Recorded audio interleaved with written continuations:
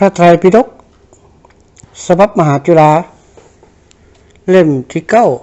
9พระสุตตันตปิฎกเล่มที่1ทีฆนิกายศิลขันธวรรคสูตรที่8มหาสีหนาถสูตรว่าด้วยการหลีกบาปด้วยตบะที่บ่เป็นประโยชน์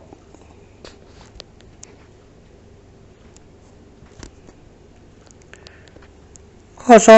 267ในฉบับหลวงข้อ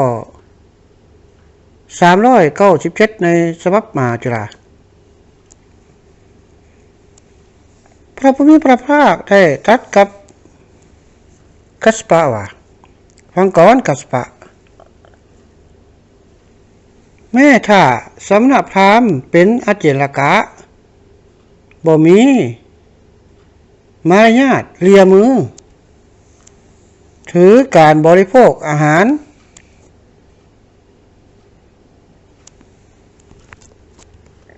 15 มื้อต่อคาบหนึ่ง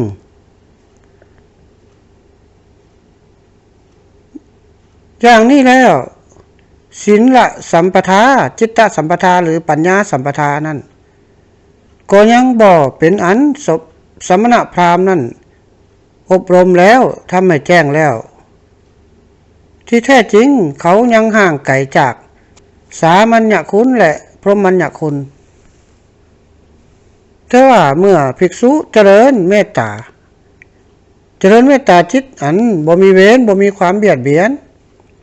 ทำให้แจ้งซึ่งเจโตวิมุตติและปัญญาวิมุตติอันบ่มีอาสวะเพราะอาสวะสิ้นไปด้วยปัญญาอันยิ่งเองเข้าถึงอยู่ในปัจจุบันภิกษุนี่แหละเอาเรียกว่าสมณะหรือพราหมณ์ก็ได้ถ้าแม้ว่าสมณพราหมณ์เป็นผู้กินฟักดองเป็นอาหารกินข้าวฟ่างเป็นอาหารกินเหง้าและผลไม้เป็นอาหารกินมากไม่ล้นเพื่อดำรงชีวิตอยู่เป็นอาหารศีลสัมปทาจิตตสัมปทาหรือปัญญาสัมปทาของเขานั่นก็ยังบ่เป็นอันว่าสมณพราหมณ์นั้นอบรมทำให้แจ้งได้แล้วที่แท้จริงเขายังห่างไกลจากสามัญญคุณและพรหมัญญคุณ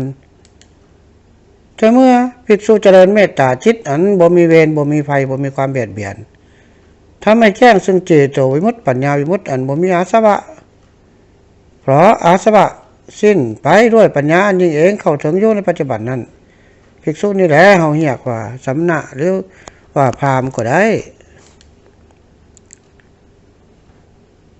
ถ้าแม้ว่าสมณะพราหมณ์เป็นผู้นุ่งผ้าป้านนุ่งห่มผ้าแกมกันปนกันอาบน้ำมือ1-3 เทื่อคือถือการลงอาบน้ำ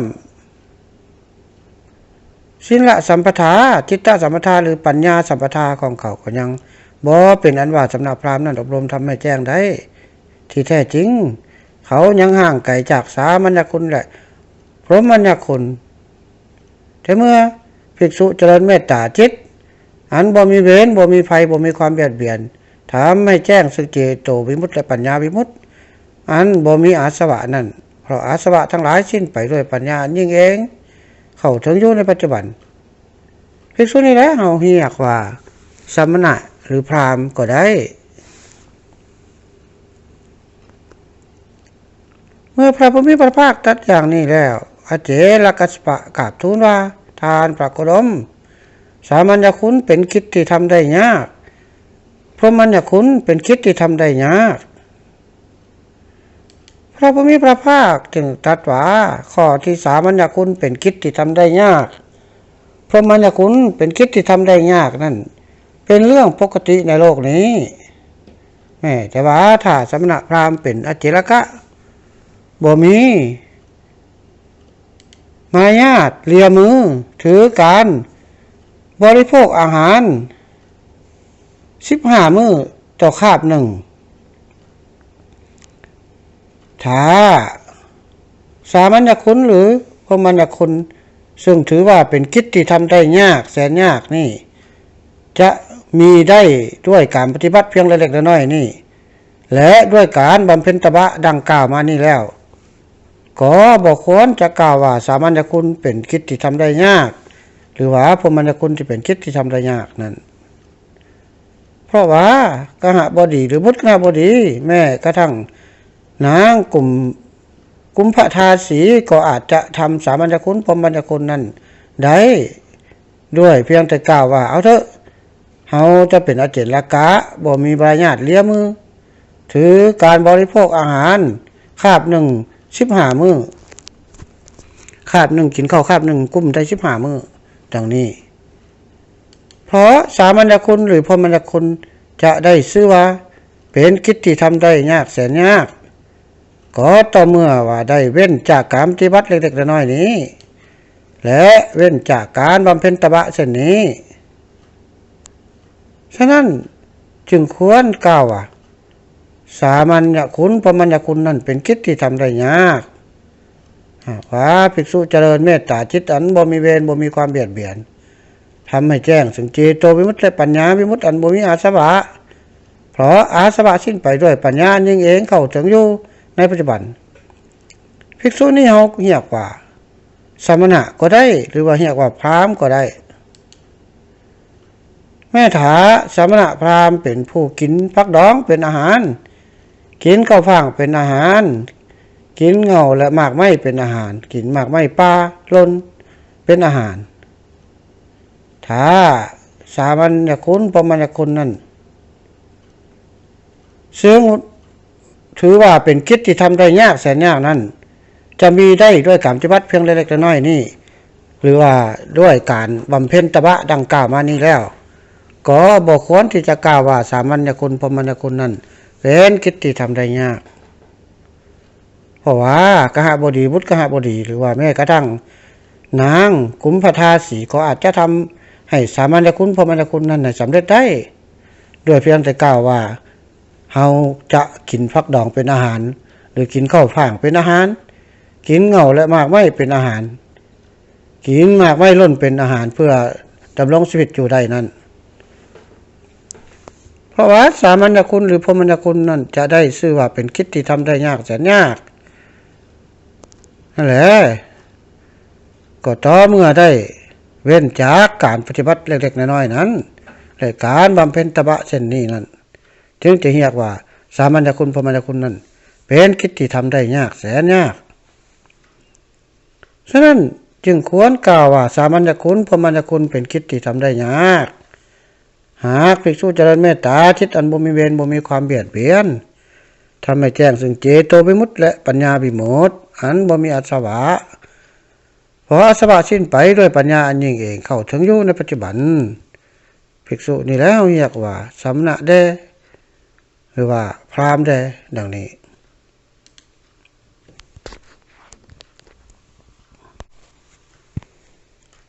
เมื่อพระผู้มีพระภาคตรัสอย่างนี้แล้ว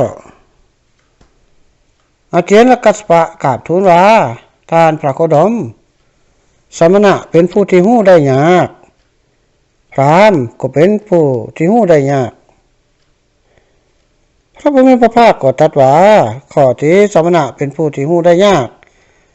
พราหมณ์เป็นผู้ที่หู้ได้ยากนั่นเป็นเรื่องปกติในโลกไม่ว่าสมณะพราหมณ์เป็นอเจลกะบ่มีมารยาทเลียมือถือการบริโภคอาหาร15 วันต่อคาบหนึ่งเช่นนี้ถ้าสมณะหรือพราหมณ์ซึ่งถือว่าเป็นผู้ที่หู้ได้ยากแสนยากจะมีได้ด้วยการปฏิบัติเพียงเล็กน้อยและด้วยการบำเพ็ญตบะดังกล่าวมานี้แล้วก็บ่ควรจะกล่าวว่าสมณะหรือพราหมณ์นั้นเป็นผู้ที่หู้ได้ยาก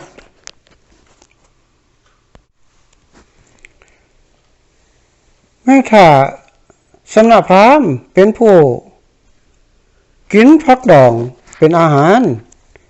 กินข้าวฟ่างเป็นอาหารกินเงาและหมากไม้ป่าเป็นอาหารหรือว่ากินหมากไม้ล้นเพื่อดำรงชีวิต ชีพอยู่ได้ถ้าสมณะหรือพราหมณ์ซึ่งถือว่าเป็นผู้ที่หู้ได้ยากแสนยากจะมีได้ด้วยการปฏิบัติเพียงเล็กๆน้อยๆนั่นและด้วยการบำเพ็ญตบะดังกล่าวมานี้แล้วขอบอกควรที่จะกล่าวว่าสมณะและพราหมณ์นั่นเป็นผู้ที่หู้ได้ยากเพราะว่าคณบดีหรือบุตรคณบดีแม้กระทั่งนางภูมิทาสีนางกุมภทาสีก็อาจจะหู้จักสมณะและพราหมณ์ได้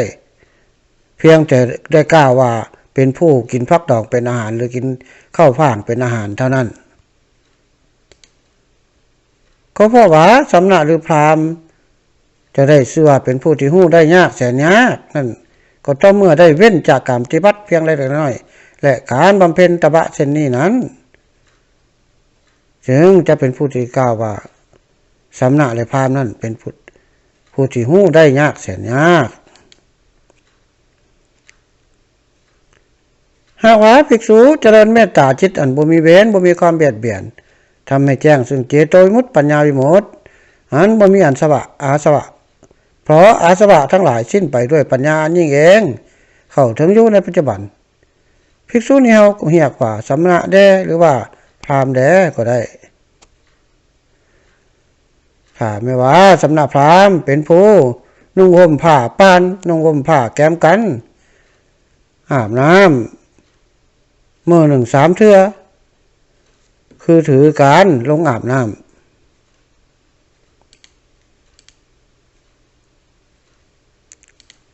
ถือการลงอาบน้ำ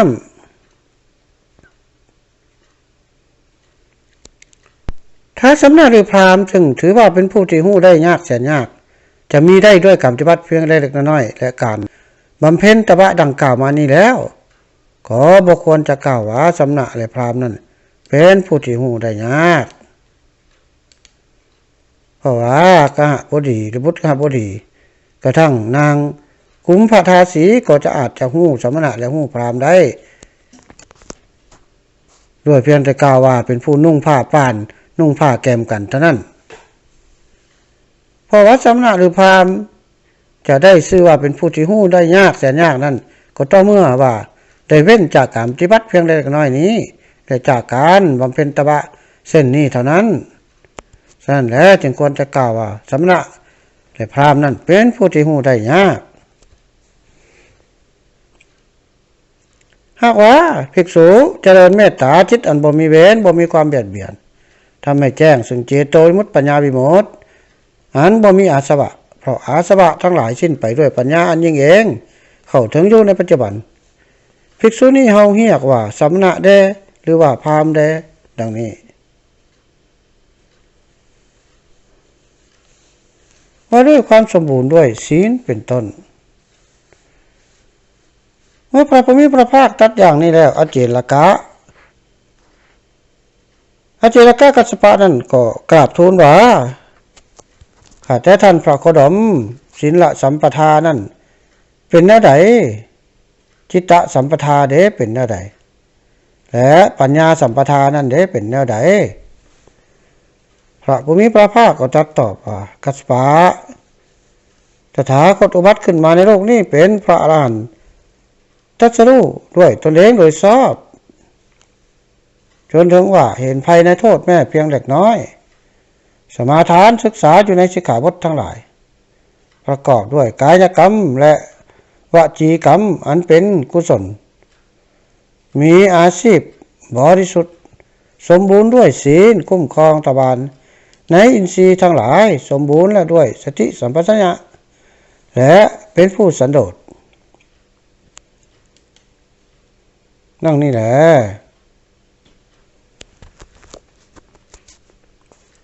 ภิกษุชื่อว่าสมบูรณ์ด้วยศีลนั่นเป็นอย่างไรคือว่า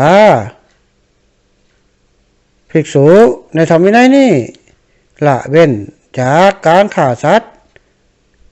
วางอาวุธวางศาสตรามีความละอายมีความเป็นดูมุ่งประโยชน์เกื้อกูลต่อสรรพสัตว์ทั้งหลายอยู่ข้อนี้ละจัดเป็นศีลสัมปทาของภิกษุอย่างหนึ่งภิกษุผู้สมบูรณ์ด้วยศีลอย่างนี้ย่อมบ่ประสบภัยอันตราย จากการสำรวมในศีลเลยเปรียบเหมือนกษัตริย์ผู้ได้รับมูลธาพิเศษเป็น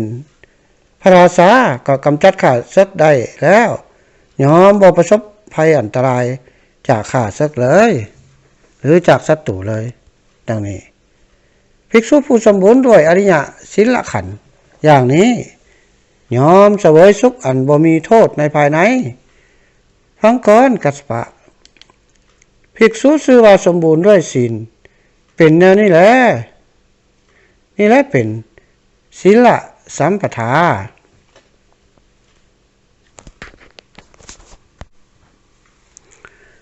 ภิกษุบรรลุปฐมฌานอยู่ภิกษุบรรลุทุติยฌานอยู่ภิกษุบรรลุตติยฌานอยู่และบรรลุจตุตฌานอยู่นี่และก็เป็นจิตตสัมปทา